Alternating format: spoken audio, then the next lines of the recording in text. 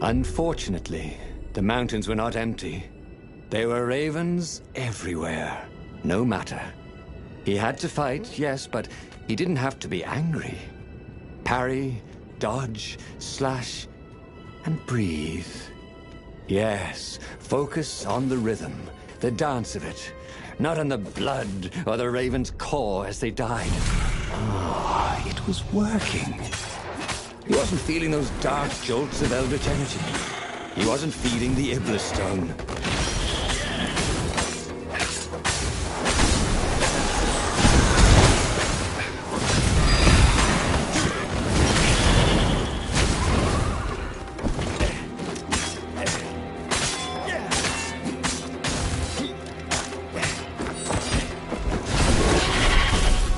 Renato had learned so much about...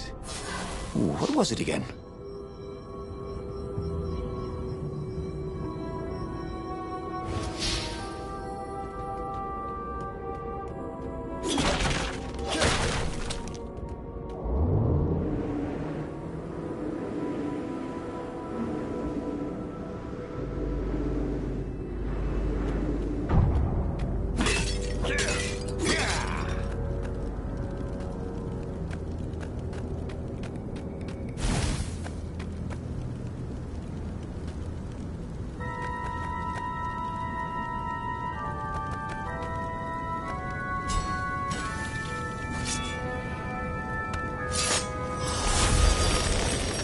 Had that door been opened before?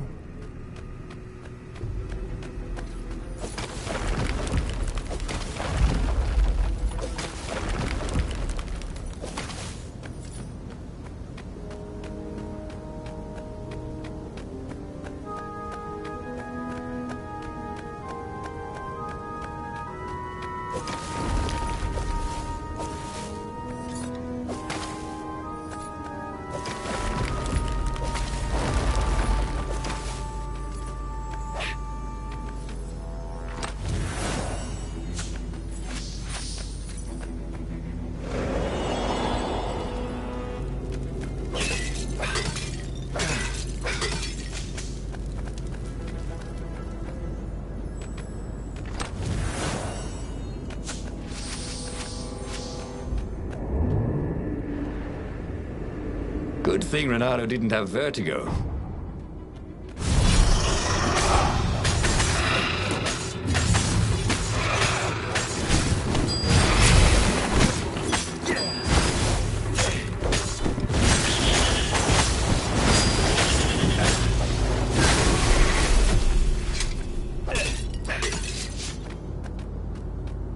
The stone was still silent.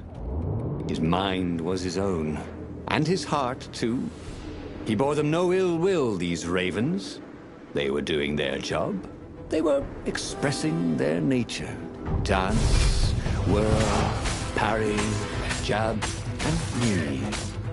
It was all so simple, wasn't it? Something was missing. He didn't feel truly at peace. Wait. Wasn't this near where Calaveras lived? The sage would help him figure it all out.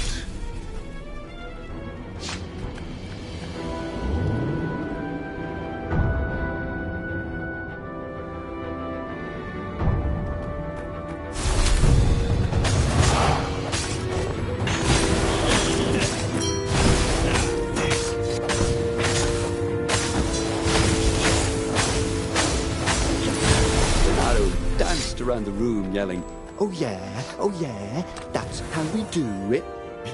It was something he liked to do, but only after he'd killed all the witnesses.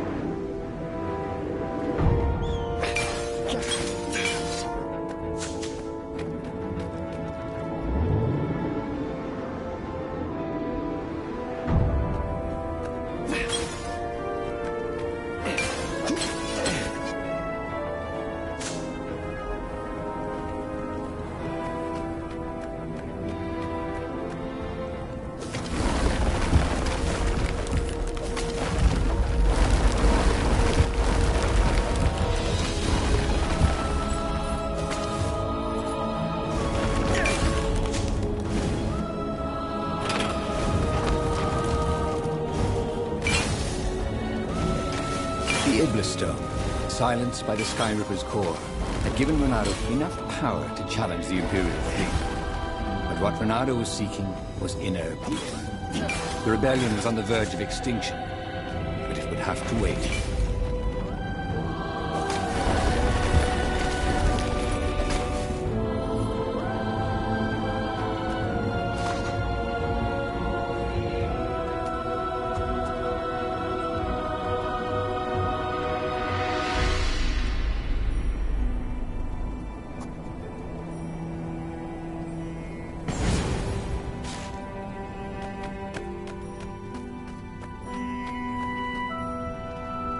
At the end of the mountain path, he found the wise Calaveras in his workshop.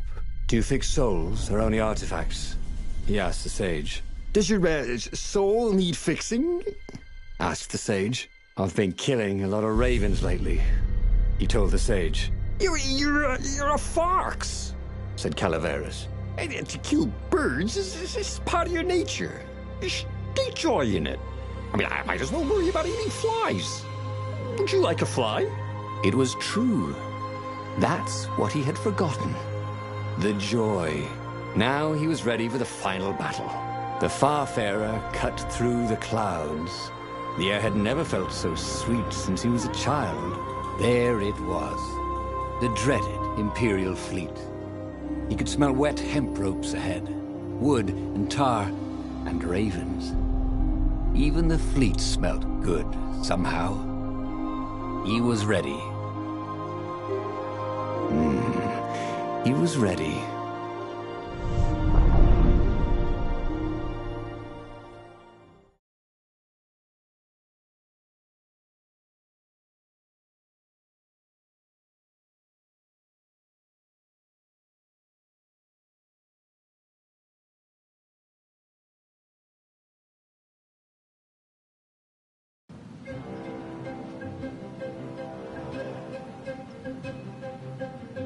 Reynardo had it all squared away in his head.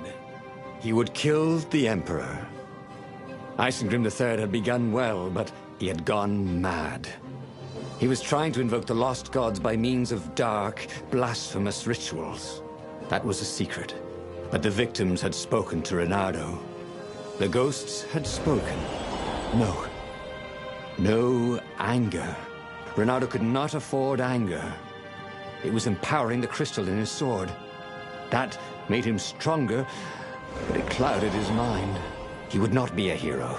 A hero strives.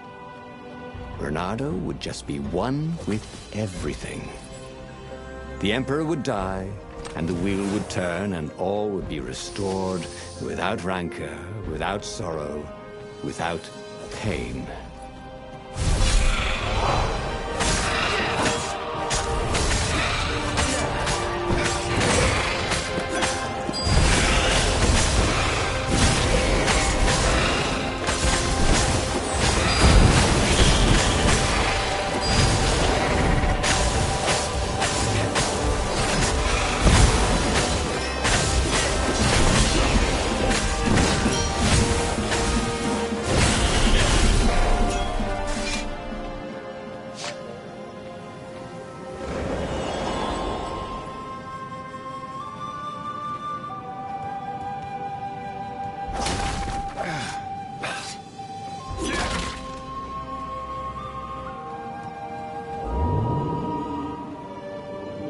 There was an inscription. Praised the sun.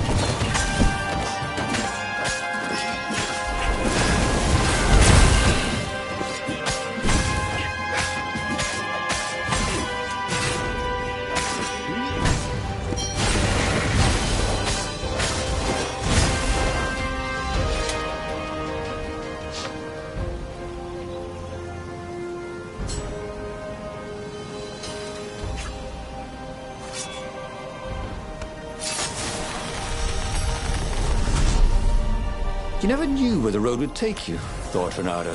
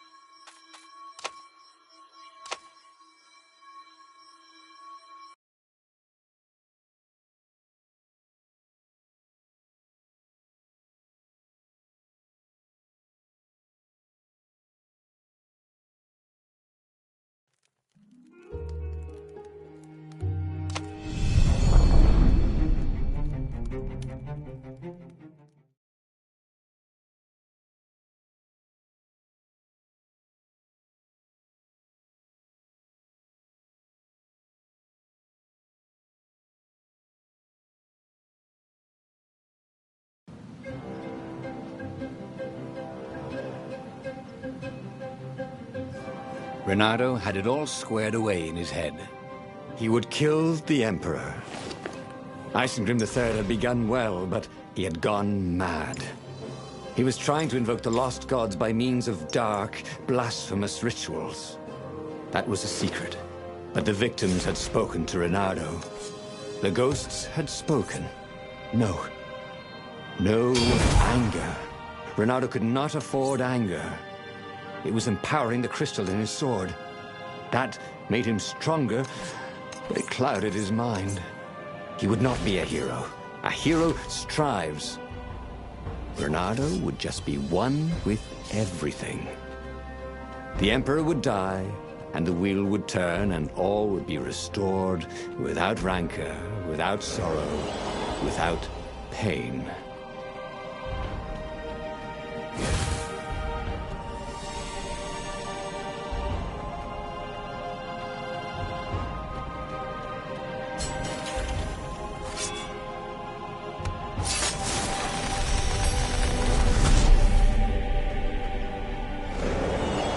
Reynardo had a feeling that was the back door to something. But what?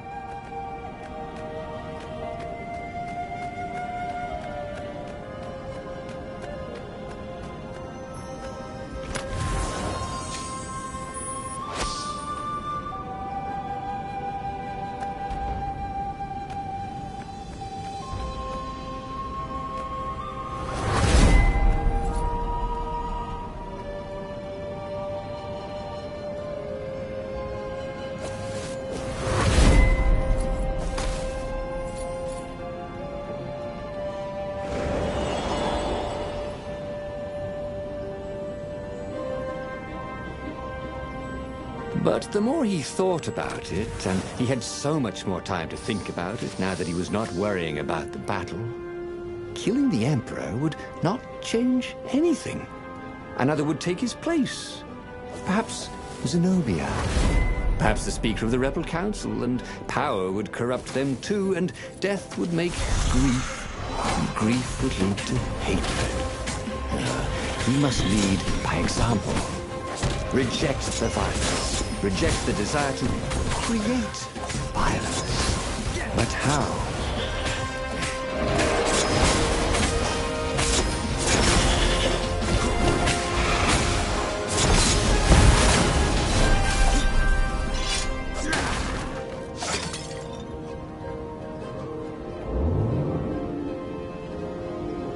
This would be the perfect place for a tic-tac-toe board.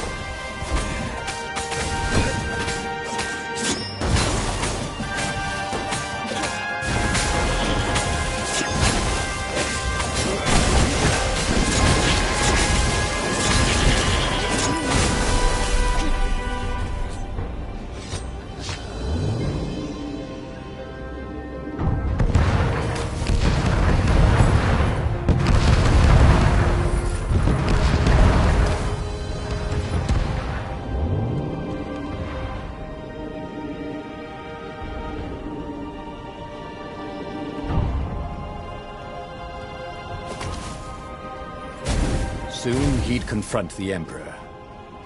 Funny that this whole war had come about because the Emperor feared death. And now it was coming for him. There was some sort of lesson there, wasn't there?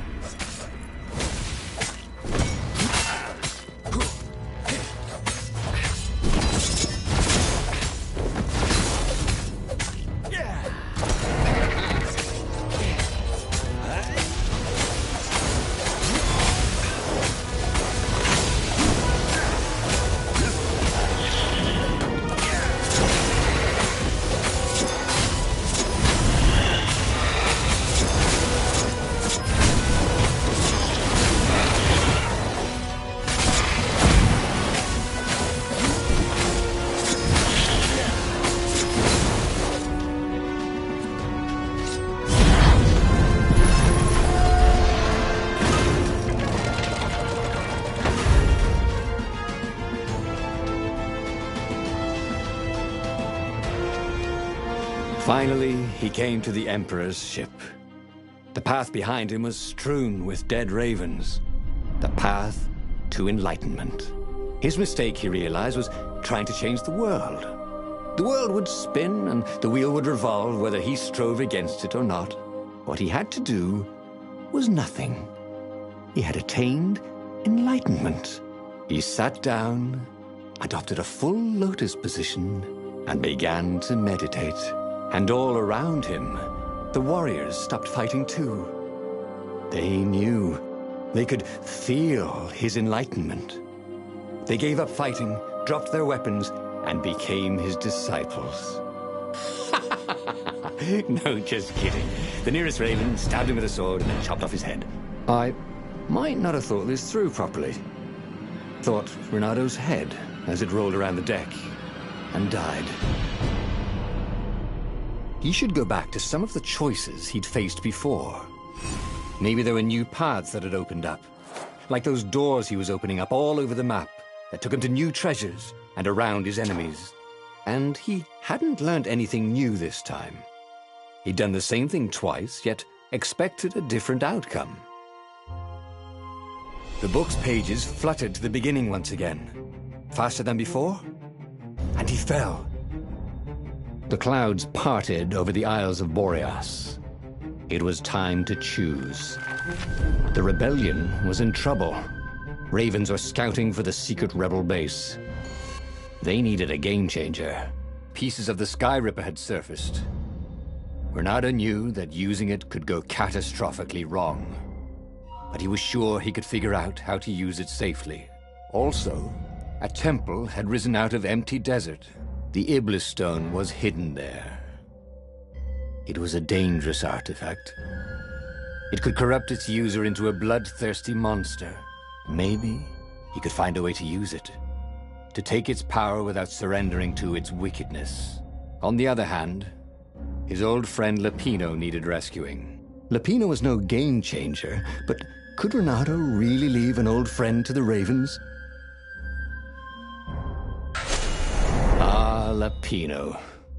Apparently, the Mad Rabbit had sold a Pegasus that he did not exactly own. Lapino always wiggled out of trouble, given time. But he was out of time. The Ravens had figured out that Lapino was a rebel spy. If the fleet reached him first, they'd string him up for that. Never mind the winged horse.